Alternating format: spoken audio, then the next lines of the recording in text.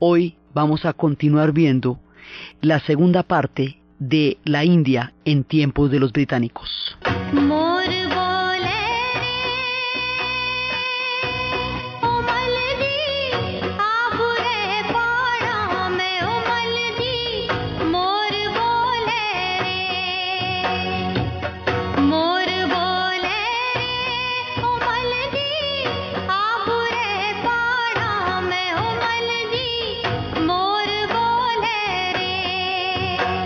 La vez pasada estábamos viendo cómo fueron llegando los británicos poco a poco, cómo llegaron en la época en que los portugueses también habían entrado, dándole la vuelta con las conquistas, con todo el tiempo de la exploración de Vasco da Gama. Ellos se habían quedado con pedazos de territorio en Madras y había una condesa, una princesa de Braganza, después veríamos, que tenía un pedazo del reino de Mumbai que había quedado de los portugueses, o pedacitos, digamos, que quedaron, pero de las costas, de los bordes. Mumbai originalmente se llamaba Bombay, también así lo llamaron en tiempos de los portugueses, y cómo habían dejado unos bordecitos.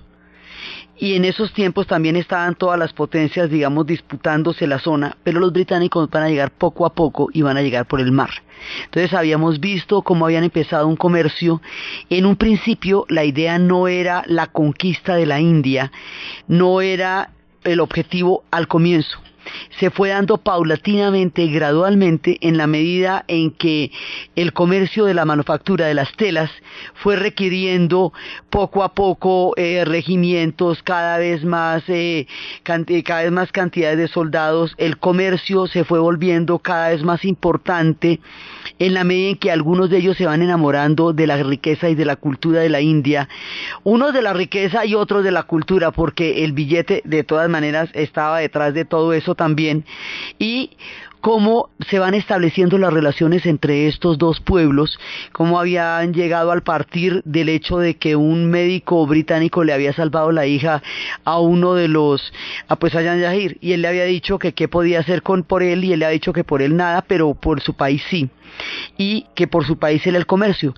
Ellos llegan cuando la India está en una crisis, digamos, de empobrecimiento por las continuas guerras de la caída del Imperio Mogol, que en el momento en que el Imperio Mogol ya empieza a entrar en decadencia, hay una especie de desorden, digamos, ya no puede imperar como lo hacía antes, ya no puede organizar toda la India como llegó a tenerla en algún momento. Entonces se producen cantidades de vacíos de poder en la guerra entre los Rajas y los Mughals, y esto va a empobrecer muchas zonas. Así que cuando ellos llegan, de todas maneras hay zonas que han experimentado pobreza, no están en las mejores condiciones, pero siguen siendo una nación muy rica, lo suficientemente rica para poder interesar a los británicos. Entonces los británicos están en ese momento por el mundo, y lo que les interesa en la India en un principio es comerciar. Habíamos visto cómo esto se había desarrollado con relativa tranquilidad, inclusive con una especie de enamoramiento y mutua fascinación entre la India y los británicos, porque para la India era novedoso el tema de las manufacturas, el tema de todo lo que fueron trayendo los ingleses, y luego ya los ferrocarriles, que es la línea férrea más grande de toda el Asia, la que se hace en la India. Hay una mutua atracción y las cosas tenían un carácter más o menos apacible dentro de lo que puede ser, hasta la rebelión de los cipayos. Pero antes de la rebelión de los cipayos hay un incidente que permite la entrada, ya digamos el dominio británico sobre la India, y es en la historia del agujero negro de Calcuta. Hasta ahora la cosa está dada entre la Compañía de las Indias Orientales, o sea, lo que está funcionando en la India en la primera etapa es la Compañía de las Indias Orientales, la que va a entrar a comerciar con ellos, la que les va a vender las telas, la que va a entrar en tratos con los Rajas, y que va a aprovechar las alianzas con los Rajas para establecer las luchas contra los mugols, y la que eventualmente va a terminar acabando con los mugols y emparentándose con los Rajas, pues no emparentándose sino estableciendo alianzas. Ellos no se mezclaron nunca, era muy difícil que se mezclaran, no solamente en términos, no lo hicieron en ninguna parte del imperio.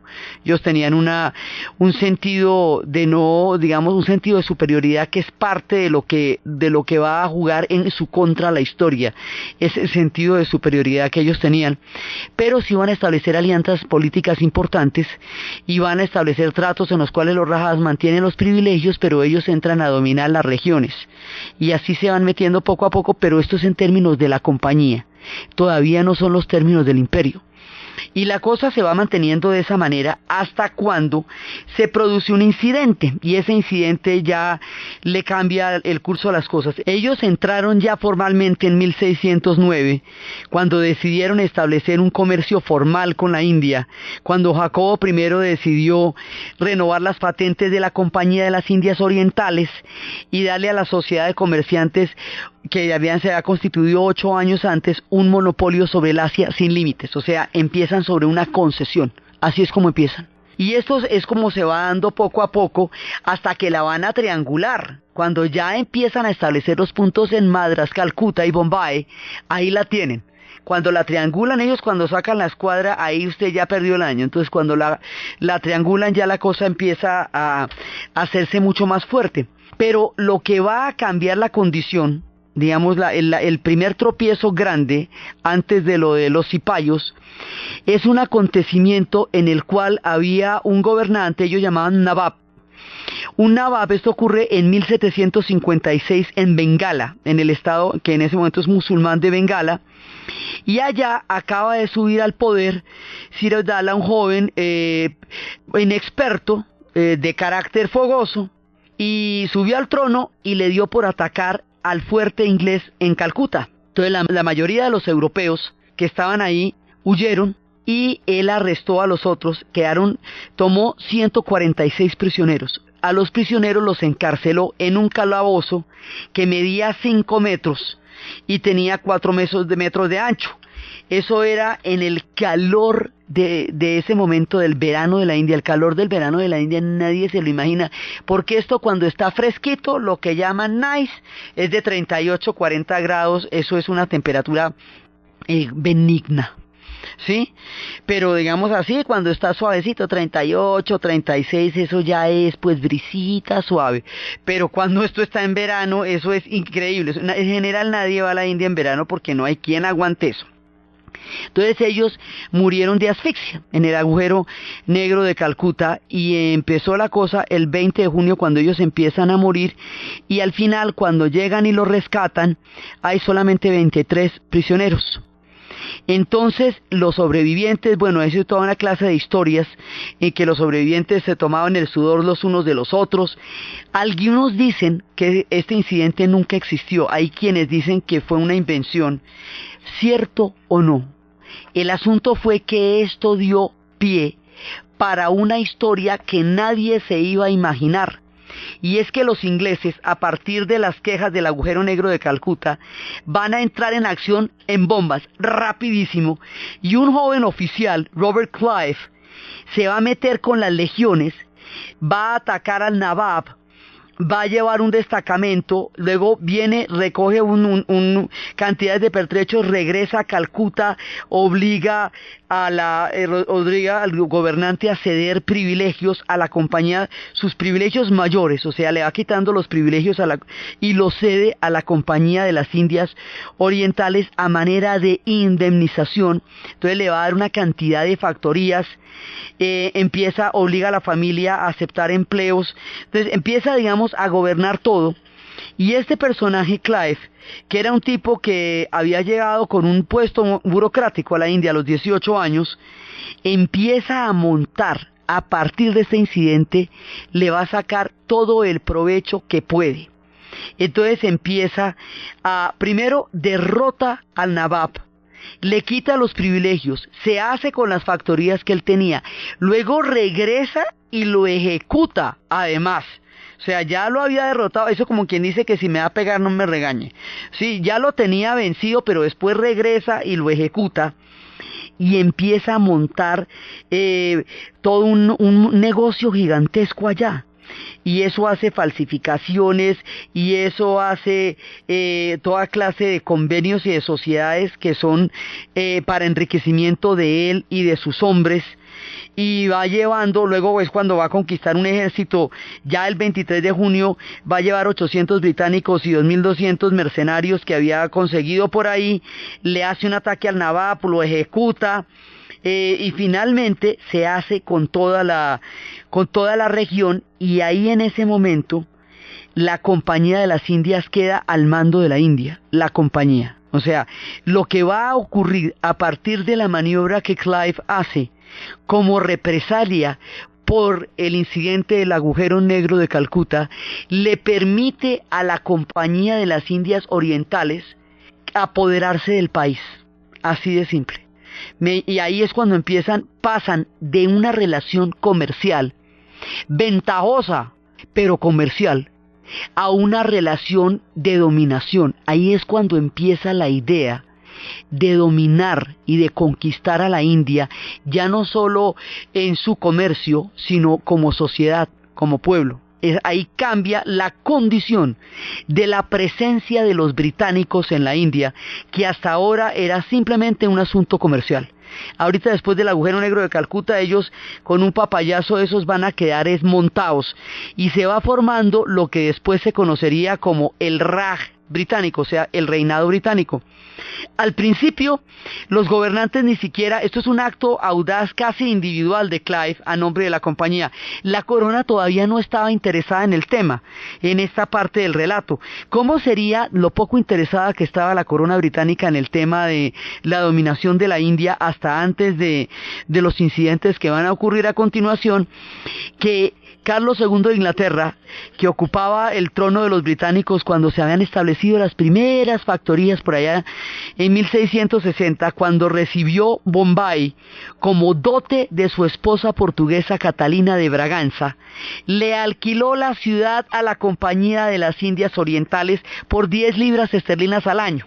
O sea, le alquiló, el imperio le alquila una cosa que es una dote de ellos a la compañía. Entonces la compañía va teniendo casi que un monopolio ella misma, ni siquiera el imperio, sino ella misma. Y esa es como la primera parte.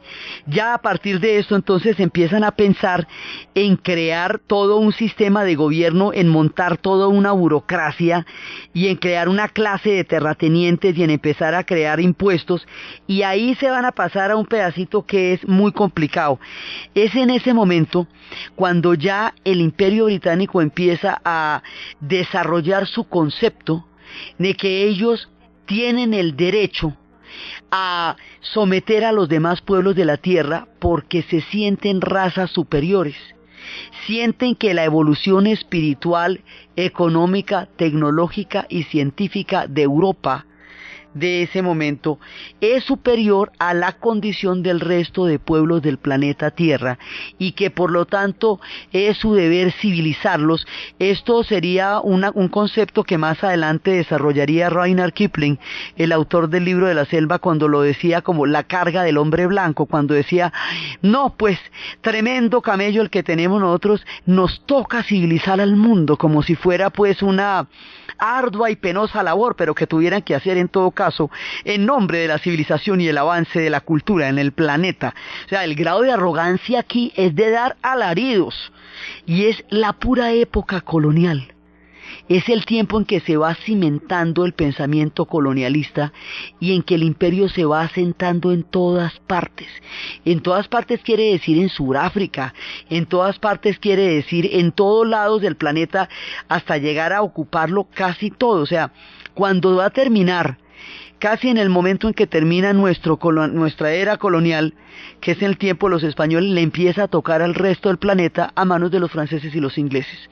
Entonces, poco a poco esto va apuntando hacia allá. El agujero negro de Calcuta es lo que le da el poder a la compañía sobre la India, pero lo que le va a dar el poder al imperio sobre la India es otra cosa diferente, de muchísima mayor envergadura en términos de los incidentes y de consecuencias aún más graves y dramáticas.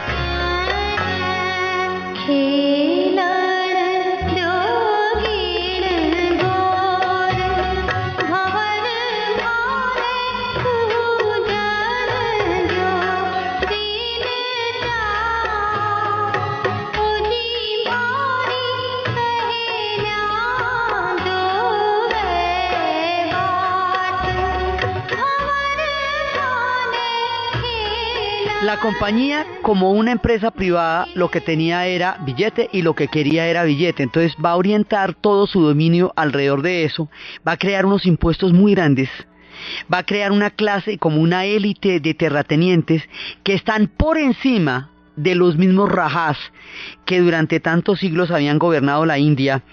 Van a crear una cantidad, van a desalojar. La idea era que ellos cobraban sobre los campesinos unos impuestos muy altos y sobre los grandes terratenientes unos impuestos enormes, y que si usted no pagaba esos impuestos como tocaba y de la manera que tocaba, le quitaban la propiedad y el derecho hereditario a la tierra. En ese esquema de cosas fue cuando vimos y estábamos contando la vez pasada la película de Lagan, porque es en uno de esos impuestos absolutamente abusivos que va a montar la compañía que ellos empiezan a retarlos a un partido de cricket como una manera de poderles tener algún chance de no pagar un impuesto que los condenaría al hambre, y cómo la película se vuelve una especie de metáfora de la formación de la conciencia nacional de los indios y de los musulmanes, de los hindúes y de todos los pueblos que habitan el país. Entonces estamos en la primera parte, tiempos de la compañía, pero la cosa se va convirtiendo en un tema ya muy grave. A mediados del siglo XIX, la India está en una situación muy tensa, porque ha generado malestar. Antes no se metían en absoluto con las costumbres ni con ninguna de las cosas que ellos hacían, pero le empezaron a prohibir prácticas antiguas de la cultura hindú, como, bueno, las prácticas eran bravas, pero las fueron prohibiendo, como la de que las viudas se arrojaran a la pira funeraria del marido, fueron declaradas ilegales. Le cobraban impuesto aún a los brahmanes, pero igual a los brahmanes que a los intocables le cobraban impuestos a todo el mundo, pero empezaron a crear el concepto de individuo. Por un lado les cobraban los impuestos y por otro lado les estaban diciendo que todos tenían derechos y todos eran individuos. No los tenían de ninguna manera, pero el concepto empieza a manejarse en la idea de ellos.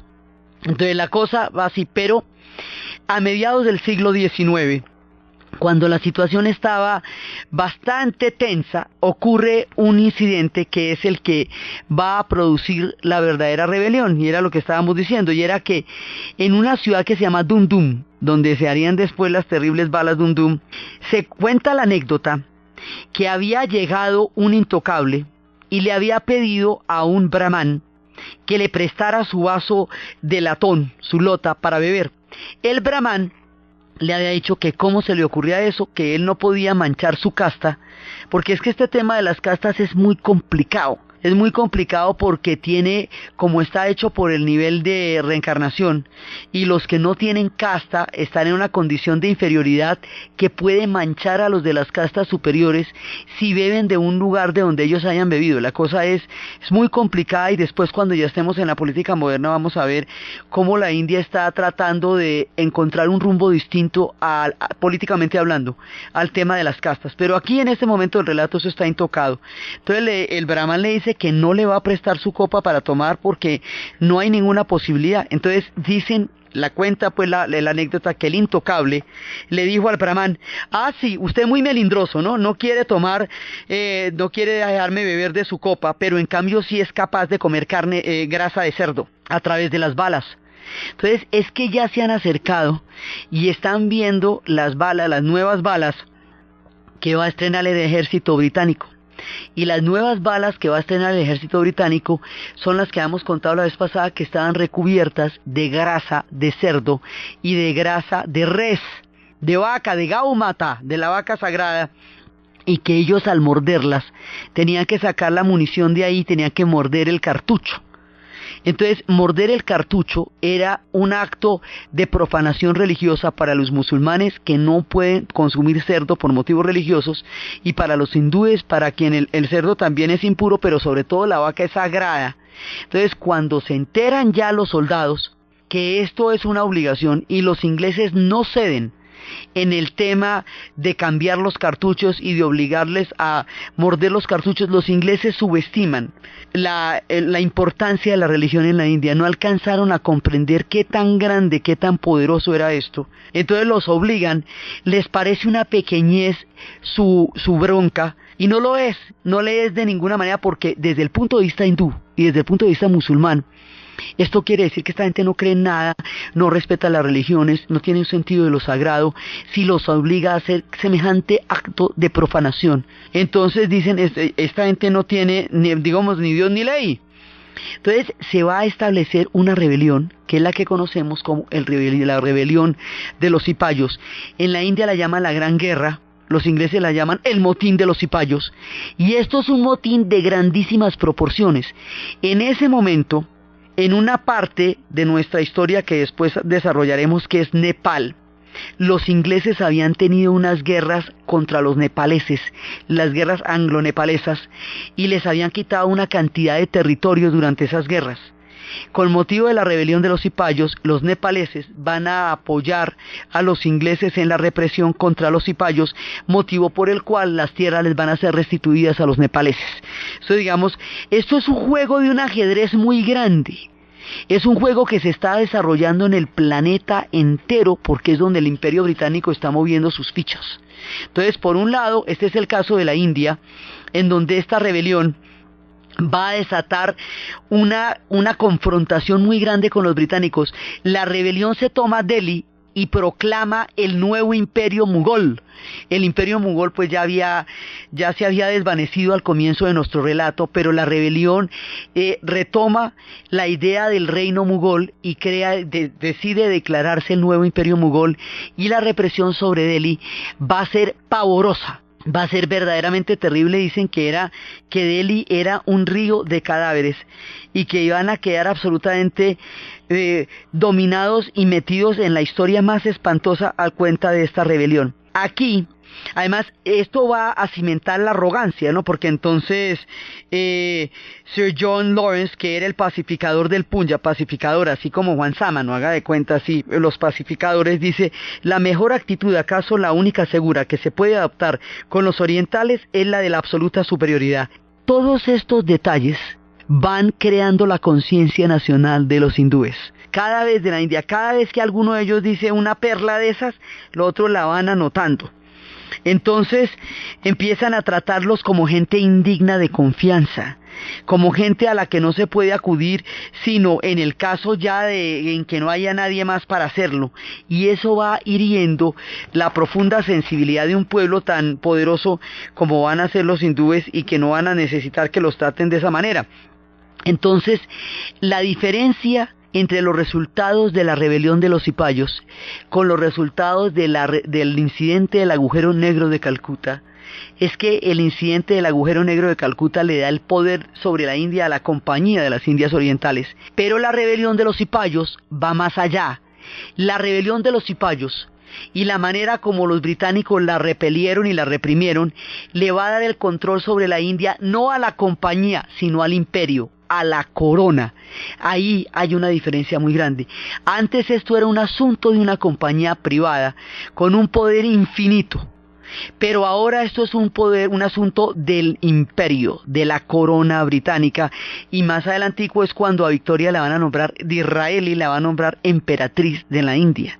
Entonces ahí es cuando la India se va volviendo fundamental en los intereses geopolíticos de la Gran Bretaña, porque Gran Bretaña está metida en una cosa que se conoce en geopolítica como el Gran Juego. El Gran Juego consiste en que el imperio zarista ruso se está expandiendo por el Asia Central, que es un lugar tan recurrente en todo el relato que hemos tenido a lo largo de nuestro paso por la India.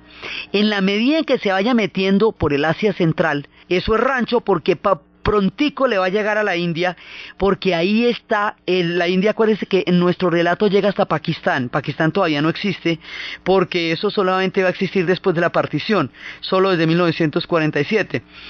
Aquí ellos llegan hasta donde queda Pakistán, entonces ahí hay una zona en disputa. Esa zona es un territorio donde los británicos, en su proceso de expansión, entran en guerra, digamos, en una situación de confrontación geopolítica con los rusos del imperio, que están bajando hacia la toma de las repúblicas centroasiáticas. Todo lo que sería Kazajistán, Tayikistán, Uzbekistán, Turkmenistán y Kirguisia, que son las centroasiáticas, son conquistas de la expansión del zarismo durante el siglo XIX, mientras los británicos se están apoderando ya en calidad de imperio de todo el subcontinente indio. Entonces ese juego es lo que hace que el paso Khyber, que es el que habíamos dicho que es la única frontera, el único paso por el Himalaya antes del invento de la aviación, que usted puede atravesar por tierra en momentos en que la pugna entre los dos imperios se ha llamado el Gran Juego. Turquía también está por ahí a raticos haciendo, pero Turquía está en decadencia, así que los verdaderos rivales son Rusia y Gran Bretaña por el Asia Central, por el control del Asia Central, e Inglaterra por la defensa de la India. Eso va a ser de su posesión de la India. Eso va a hacer que los británicos corran la frontera de Pakistán, de manera que el paso Khyber les quede dentro de su zona de influencia, quede los límites con el paso Khyber. El paso Khyber originalmente quedaba en Afganistán, y Afganistán es lo que les digo, que tiene una etnia pastún, y que esa etnia es una misma con los pakistaníes, es la etnia mayoritaria. Además tiene otras 5 etnias Afganistán, pero esa es la etnia mayoritaria. Al correr el paso Khyber, al extender la frontera del Pakistán hasta allá, al cambiar los límites después de 3 guerras contra los afganos, en las cuales las perdieron todas, pero a pesar de que las perdieron, corrieron las fronteras. O sea, la presencia de los británicos en Afganistán no es nueva, eso hace rato que se habían ido por allá.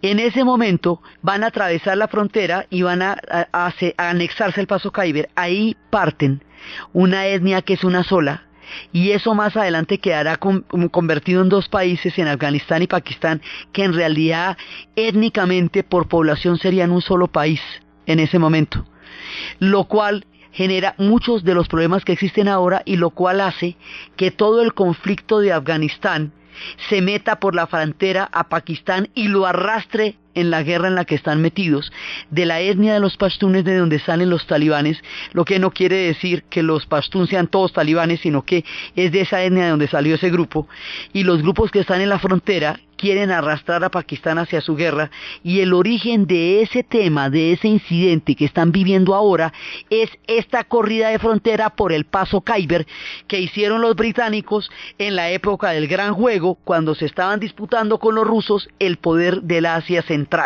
Ese es el temita. Los detalles que se hacen durante la era colonial son orígenes de conflictos gigantescos que todavía no se han podido resolver en el siglo XXI, y que si uno se echa para atrás en el tiempo, se los encuentra pintaditos por ahí en diferentes episodios. Entonces, esa es una parte de toda la expansión, y que traerá consecuencias en el futuro, pero que hace que rápidamente los británicos tengan un golpe de mano. Ellos van a crecer a base de audacia. Cada vez que pasa una papaya de estas, ellos la aprovechan y la parten, y de ahí quedan divinamente bien parados. Una de las cosas que tendría en cuenta en el futuro el Mahatma Gandhi es que los pretextos que se les daban a los ingleses los convertían en victorias.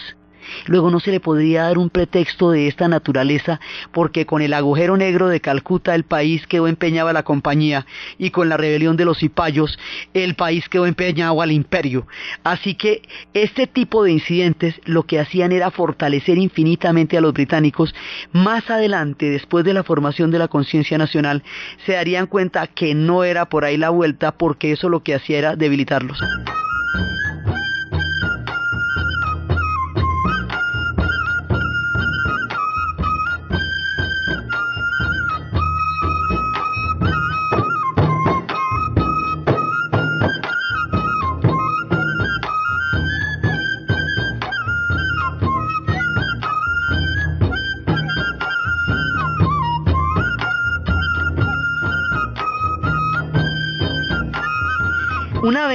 que se haya hecho esta maniobra, la India se convierte, ahora sí, por efectos del gran juego, por efectos de la geopolítica, en lo más importante del Imperio Británico.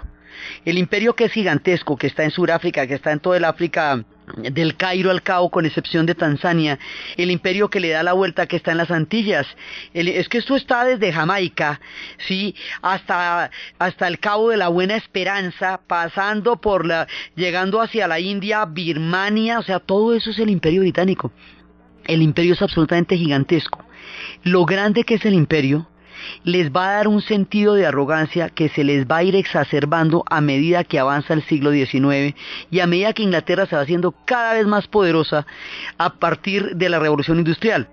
Entonces, por un lado, empieza todo este sentido hay un sentido de gallardía y de honor militar de los británicos que los hace sentirse poseedores de una casta superior, poseedores de una moral y de un honor que consideran que ningún otro pueblo tiene.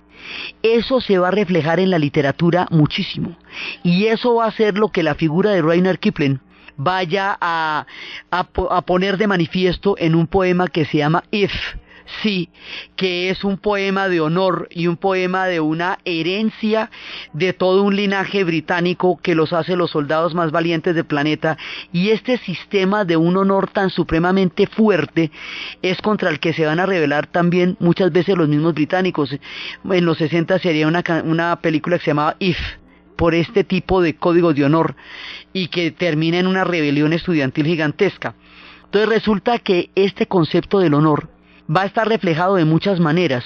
Hay una novela que tiene su lugar en Sudán y en Egipto, porque es que esto llega para Egipto, llega para Sudán, es muy grande, y es una historia de un muchacho de estas élites del ejército que no quiere ser ni conquistador, ni quiere ser un soldado gallardo que aúne y haga más grande la gloria del imperio, no quiere nada de esa vuelta. Entonces renuncia al ejército. Todos estos ejércitos son voluntarios, y es lo que va a hacer que la isla vaya a tener tanto impacto sobre el planeta. Entonces él renuncia al ejército, renuncia a su destacamento, y en el momento en que él renuncia al destacamento, los llaman para la guerra en la campaña en Sudán.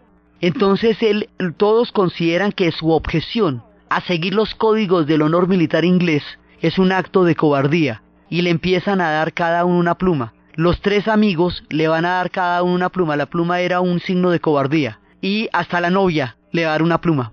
Esta historia se llama Las Cuatro Plumas. Entonces el hombre se va de incógnito a Sudán, rescata a los tres amigos que han sido caído prisioneros, uno de los cuales quedó ciego, otro donde él se mete a una prisión, se hace coger prisionero para rescatar al otro amigo, y el ciego dice que un hombre lo guió y lo guió y lo guió por todas partes, lo salvó, lo llevó por los ríos, lo curó, que fue verdaderamente su más grande apoyo. Y cuando él regresa, el ciego está saliendo con la novia, y cuando ya se destapa toda la cosa, él le devuelve a cada uno la pluma, y de esa manera demuestra que el no seguir ese código no hace de él un cobarde, sino un ciudadano que tiene una conciencia distinta a la que tenían en esa época. Entonces, las novelas hay un tipo de literatura que es el que van generando los ingleses a partir de su contacto con las colonias.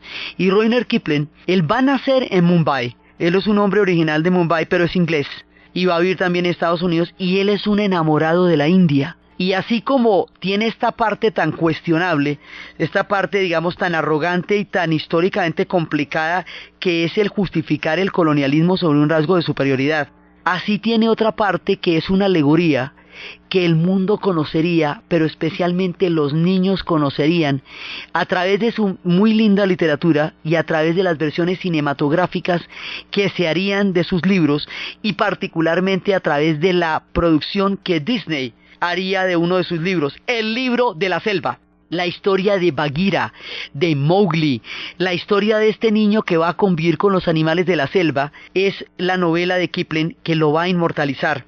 Su literatura es eximia, él va a ganar el premio Nobel, pero es esto mucho de lo que el mundo va a recordar.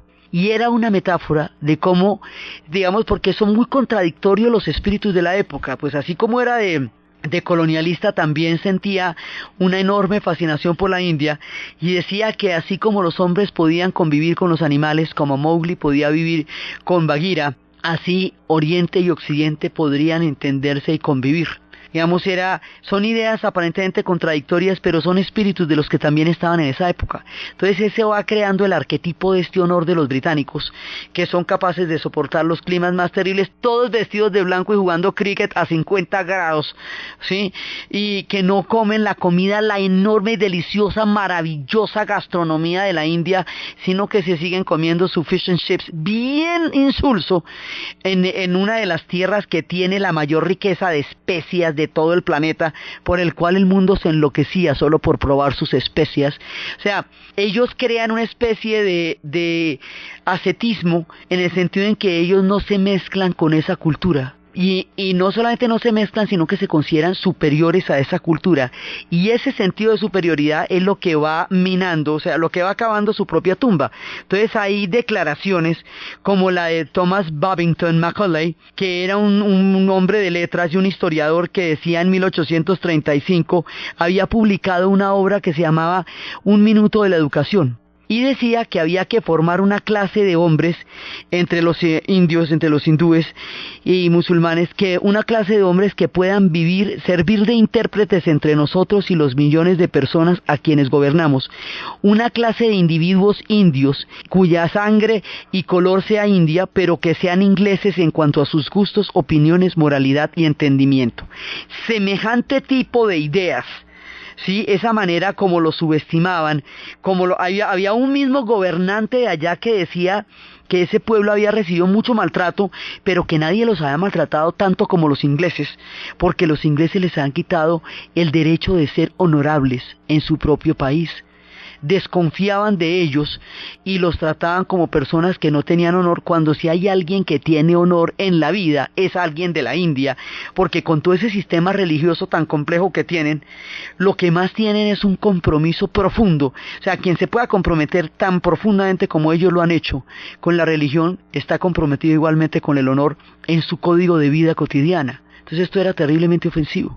Entonces, mientras los ingleses van formando todo un imaginario, este imaginario todavía lo cargan, todavía lo extrañan, todavía lo lloran, todavía les parece increíble que hayan vivido tiempos tan supremamente gloriosos, viven de un pasado que fue estupendo, que fue espléndido y que va a quedar marcado para siempre en su pérdida definitiva e irremediable cuando la India se independice. Por eso el tema de la independencia de la India va a ser un tema tan supremamente complicado, porque entre más se afianza el imperio británico, entre más se engrandezca, más importante es la India, a quien la llaman la diadema de perlas, el corazón, el eje, la gravitación. Esto se va a convertir poco a poco en la razón de ser del imperio británico.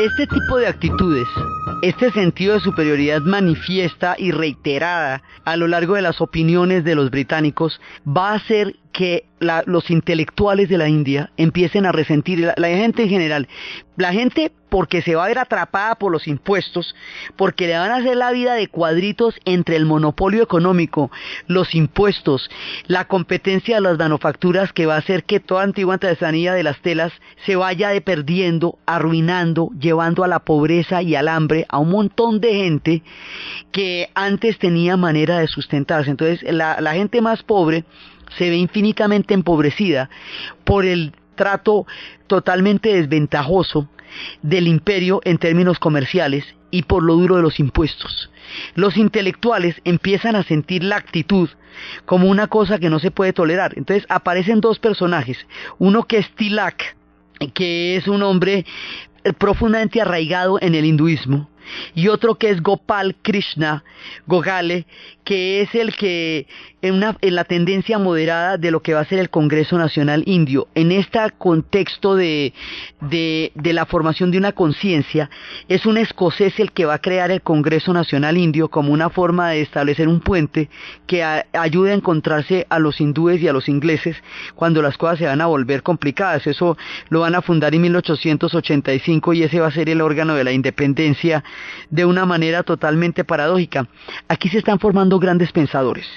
Se está formando Tilak, se está formando Gopal Krishna, se va formando Rabindranath Tagore, el gran poeta, el gran escritor, el premio Nobel, el primer hombre que va a recibir el premio Nobel en el Asia, el forjador de una conciencia nacional, el creador de la poesía más eximia, aquel que va a ser un compañero de Gandhi, aquel que va a ser un hombre universal. Él tiene novelas hermosas como la de Gora, que es una historia de dos amigos en las cuales uno es brahman y va entrando más y más en su casta, y a medida que va entrando en su casta y en su religiosidad se va separando de su amigo Binar, y es la historia de dos amigos a quien el destino separa a medida que sus vidas van forjando caminos diferentes.